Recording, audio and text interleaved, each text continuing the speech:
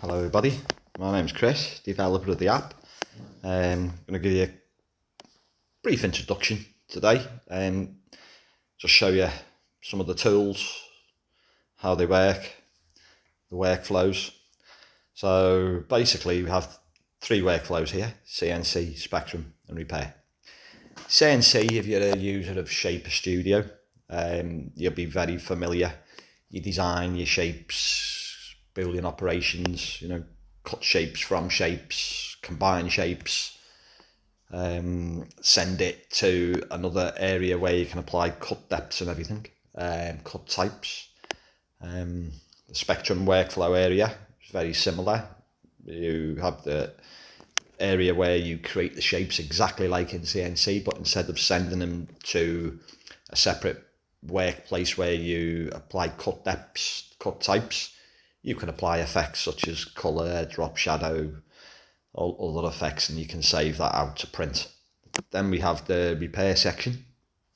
Basically, I don't know how many files I've tried to bring into my Shaper origin that have been made in third-party software, and you bring it in and Shaper rejects it. You've got damaged nodes, you must repair it. You try finding a damaged node in a file that has something like 12,000 nodes. So I've built a little algorithm there. You import your damaged file, it scans it in a split second, repairs those damaged nodes and sterilises the file, saves the file as clean and gives you a report based on what it did. It's a handy little tool if you have any damaged files. So just a quick demonstration. We'll go into the CNC workflow, and you'll see on the left hand side this toolbar. You select over it with your mouse or your stylus pen on tablet. It shows you what they are. So let's come down to this one that says tool shapes. We'll click on that. A sidebar pops out. You've got your rectangles and everything.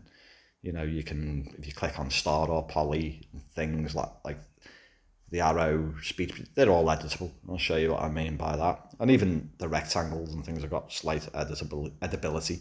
So if you click on your rectangle, it presents you with a rectangle. On the right hand panel, you'll see specific tools, rectangle tools. Move the slider, you can apply fillet, skew, whatever. But I'll show you, I'll delete that. And we will go back to tools, shapes. We will select a star. Same thing again, you can adjust a number of points, apply a fillet and what have you. So yeah, we'll delete that so we don't keep the stage crowded. We have that's just an arrow tool. So there's your arrow. Under specific tools, again in the right hand properties toolbar, you'll see arrow tools. These are all specific to the shapes, by the way, whatever you're selecting. I'll show you what I mean. If I click a circle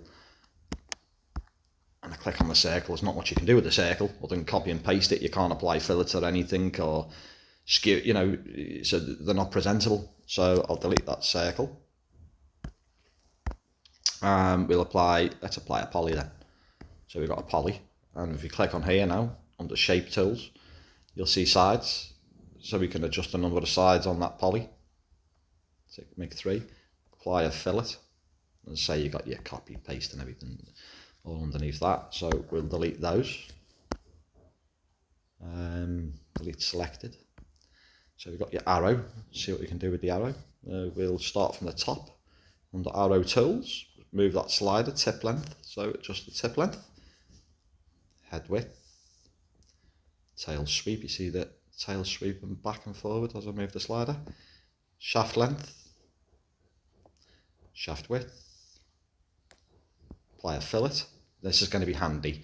If I'm using, let's say, a 3mm bit, it's not going to get right into the corners of those tips on the head there. So I'll apply a bit of a fillet. Otherwise, I'd have to chisel those out, wouldn't you? So we'll keep that. I'll apply a bit of a bend.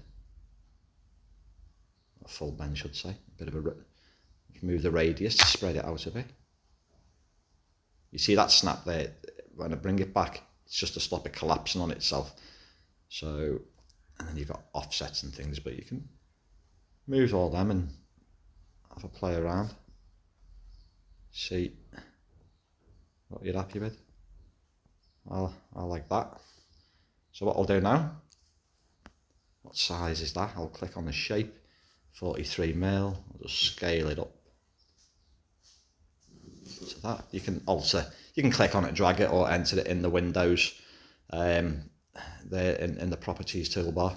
I'll just click on the shape. If you come to the bottom here of the canvas, you'll see that I'm highlighting to prepare CNC and export.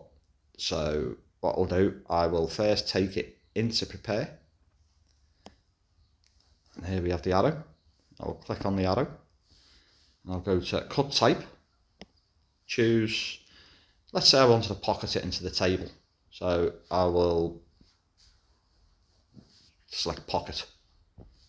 I'm going to pocket that into the table. The bit size obviously a bit big there. It's saying plan 20mm. Sometimes it gets it, but let's see. It'll select a bit size. I'll lower the bit size. And as I'm lowering the bit size there, you'll see it. Sorry, my dog's barking. Daisy. So you will see the bit as I lower it, it's now getting into the corners. So you can see as it just up and down. That's that. So I'm happy with that. So I would do my cut in the table, say at, I don't know, let's say 1mm for now. So 1mm. So there's the depth of the pocket cut. I would do that cut, and then for me stock, I would select an outside cut. Yeah, get down to the 1.5mm bit, and you can select the sizes as well. You go up and down on these little ratchet bars at the side. They go up in integers of 1, but you can actually go in and type them if you have, like a 1.5mm bit. Just type it in. So we've done an outside cut. I would then cut that into the table, and it should slot in. So anyone using Shaper Studio, I'm teaching Granny how to suck eggs. So it will come back out. You can export it from the prepared work area, or go back into Create if you wanted to edit further. So you can still edit it. Let's change it that way and send it back in. See, whatever we do, whatever we're happy with, we can rescale it and just take it back in. Yeah. So basically that's the workflow for the CNC. I'll show you the colour spectrum workflow in another video. Well, thanks for watching everybody. Speak to you soon.